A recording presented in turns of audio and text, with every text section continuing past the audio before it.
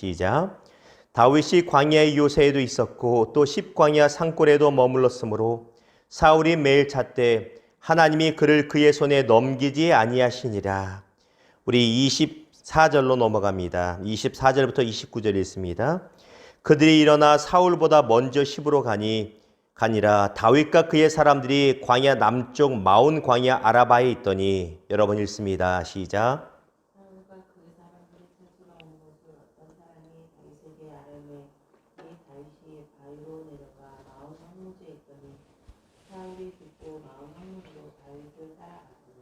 사울이 산 이쪽으로 가매 다윗과 그의 사람들은 산 저쪽으로 가미요. 다윗이 사울을 두려워하여 급히 피하여 하였으니 이는 사울과 그의 사람들이 다윗과 그의 사람들을 애워싸고 잡으려 함이었더라. 전령이 사울에게 와서 이르되 급히 오소서 블레셋 사람들이 땅을 침노하나이다. 이에 사울이 다윗 쪽 길을 그치고 돌아와 블레셋 사람들을 치러 갔으므로 그것을 셀라 하마 느곳이라 칭하니라. 같이 읽습니다. 다윗이 거기서 올라가서 엔게디 요새에 머무니라. 아멘. 오늘 말씀을 가지고 광야에 거하나 하나님 품 안에 사는 인생이라는 주제와 제목으로 주의 마음을 같이 나누기를 원합니다. 제가 학창 시절 중학교 정도에는 그때까지만 해도 가정 형편 조사라는 것을 했습니다. 여러분 기억나시죠? 그 당시에 학창생활 하신 분들은 꼭 학기 초에 이런 걸 했습니다. 설문지에다가 집에 냉장고가 있느냐, TV가 있느냐 이런 거 다 조사했습니다.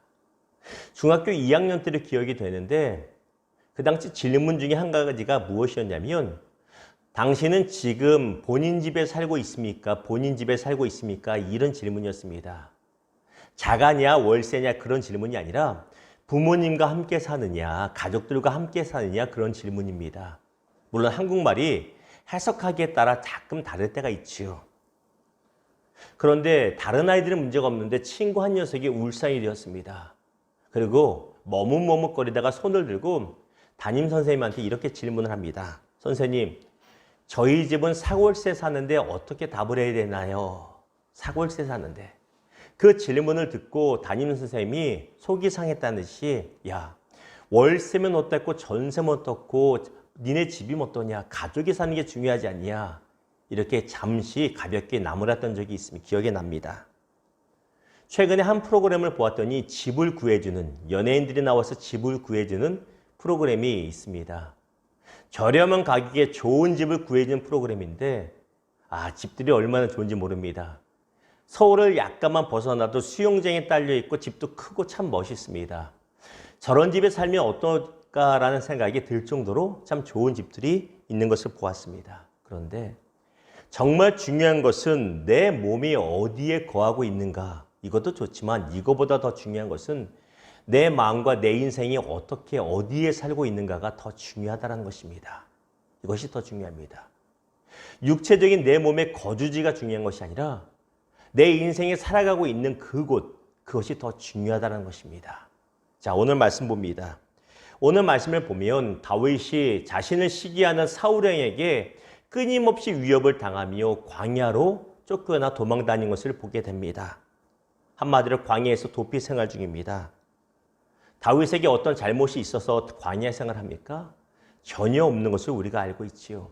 다윗에게는 전혀 잘못이 없습니다. 그럼에도 불구하고 하나님은 다윗을 광야로 내모셨습니다. 사울의 마음을 경록케 하고 질투하게 해줘서 하나님이 다윗을 광야로 내모신 것입니다. 다시 말하면 하나님의 광야 학교라는 곳으로 입학해서 하나님은 그곳에서 다윗을 훈련시키고 있는 것입니다. 그 이유가 무엇일까요? 다윗이 어떤 죄를 져서가 아니라 하나님은 다윗에게 왕으로서 합당한 그릇을 만들어주기 위해서 광야에서 훈련을 시키고 계시다는 것입니다. 광야에서 어려운 훈련을 시키면서 참으로 견디기 힘든 훈련, 외로운 훈련입니다. 이 모든 프로그램을 거치면서 다윗은 산산이 끼어지고 새로운 그릇으로 하나님이 왕으로서 다 쓰실 만한 그릇으로 만들어지는 것입니다. 이런 부서짐, 이런 파괴를 우리는 거룩한 파괴라고 말합니다. 하나님께서 어떤 일을 새로 행하시기 전에 예전에 내 모습으로는 도저히 행할 수가 없기 때문에 하나님이 우리 인생을 고난의 시기 광야로 내모셔서 거기서 파괴하십니다.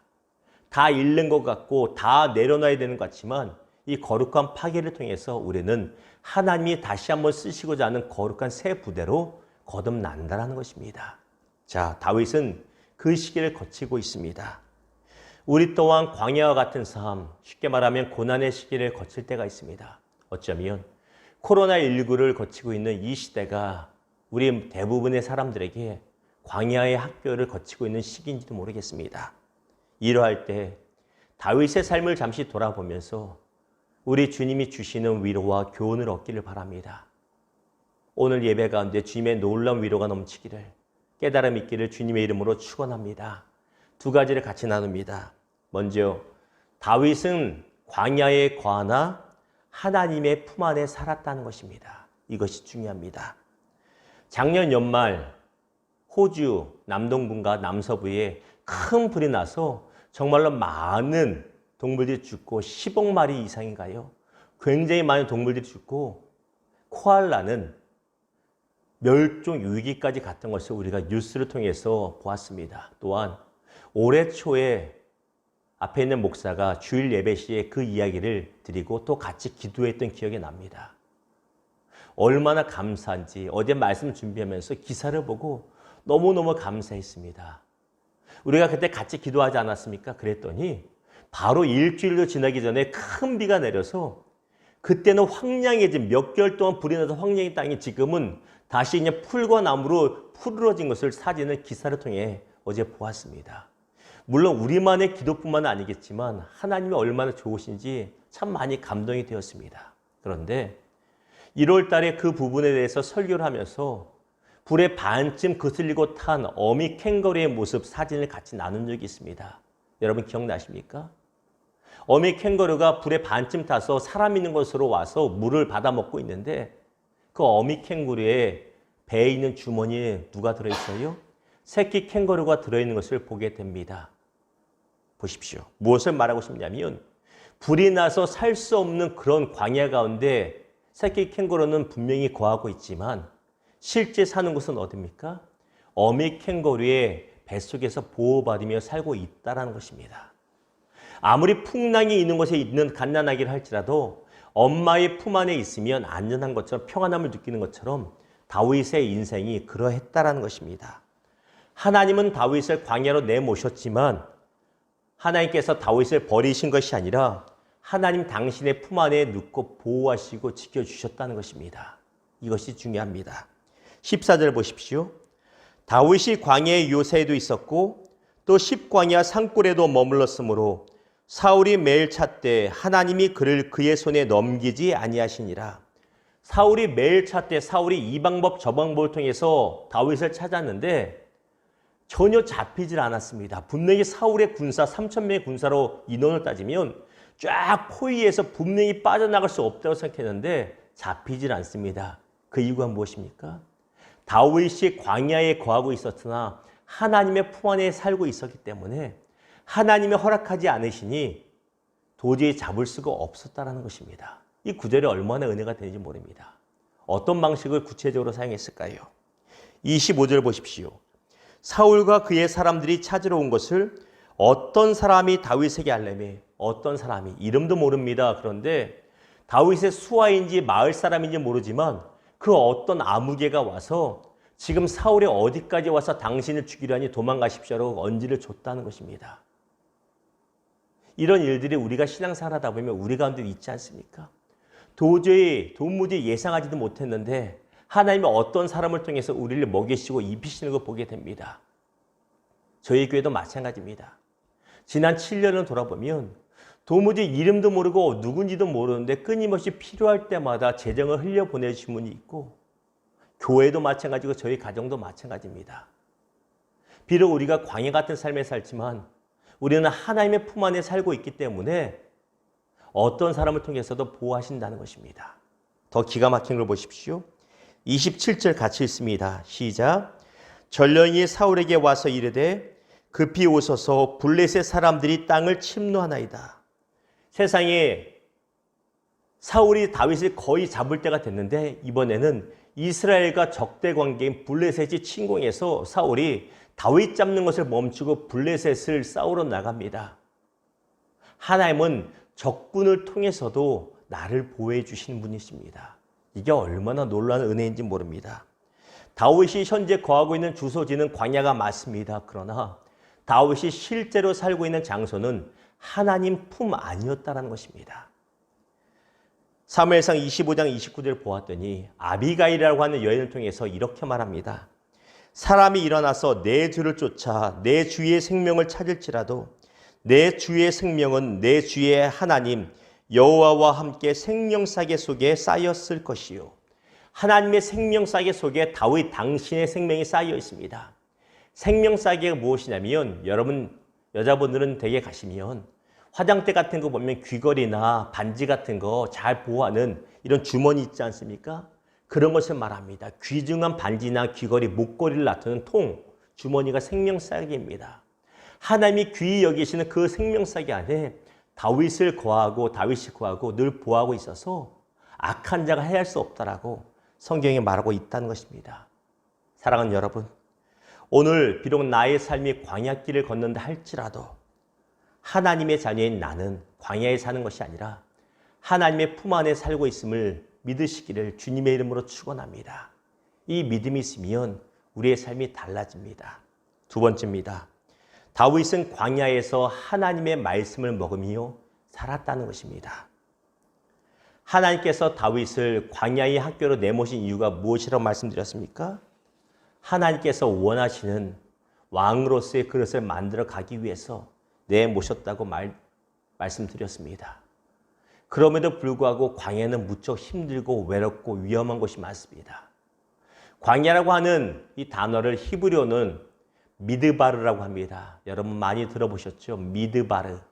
이것이 광야인데 이 미드바르라는 단어에서 다발이라고 하는 히브리어 동사가 나옵니다. 이 다발은 말하다, 말씀이라는 뜻입니다. 다시 말하면 광야에서 하나님의 말씀이 들린다는 뜻입니다. 광야는 하나님의 말씀이 가장 선명하게 들리는 곳입니다. 실제 우리 삶의 경험을 돌아봐도 우리에게 고난의 시기에 하나님의 위로와 말씀이 가장 많이 들립니다. 가장 선명하게 들립니다. 또한 광야에서는 하나님의 말씀이 없이는 살아갈 수가 없는 곳이라는 의미입니다. 신명기 8장 3절에 우리에게 말합니다. 사람이 떡으로만 사는 것이 아니라 하나님의 입에서 나오는 모든 말씀으로 사는 줄을 내가 알게 하려 하심이니라. 하나님의 말씀 없이는 우리가 광야 같은 인생을 살아갈 수 없는 것입니다. 다윗에게 광야는 너무나 힘들고 외롭고 지치는 곳이었지만 그 광야 생활 중에 거할 때 다윗은 하나님의 말씀을 매일같이 먹으며 살았기 때문에 딴 길로 어긋나지 않을 수 있었다라는 것입니다. 신명기 8장 16절입니다. 내 조상들도 알지 못하던 만나를 광야에서 내게 먹이셨나니 이는 다 너를 낮추심이요 너를 시험하사 마침내 내게 복을 주려 하심이었느니라. 마침내 내게 복을 주려 하셨느니라. 이 말씀이 얼마나 좋은지 모릅니다.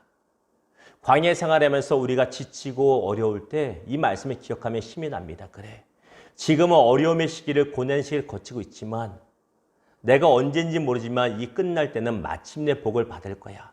마침내 하나님께서 내게 복을 주시려고 이렇게 하시는구나.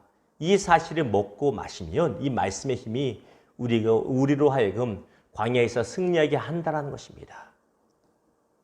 광야에서 우리에게 정말 필요한 것은 시계가 아니라 나침반입니다. 우리에게 시계만 있으면 우리는 초조해 죽습니다. 이 시계가 언제 끝나나? 이 시간이 언제 끝나나? 이거 언제까지 이러고 있어야 되냐? 그렇게 됩니다. 그러나 광야에서 우리가 나침반을 가지고 있다면 방향을 올바로 찾아갈 수가 있는 것입니다. 우리가 신앙생활을 하면서 고난의 시기에 힘들고 더 어려운 이유는 나침반이 없기 때문입니다. 시계는 정말 많은데 나침반이 없어서입니다. 그래서 올바른 방향으로 가지 못한다는 것입니다. 이 나침반이 무엇입니까? 바로 하나님의 말씀이라고 성경은 말하고 있습니다. 시편 119편 105절을 보십시오.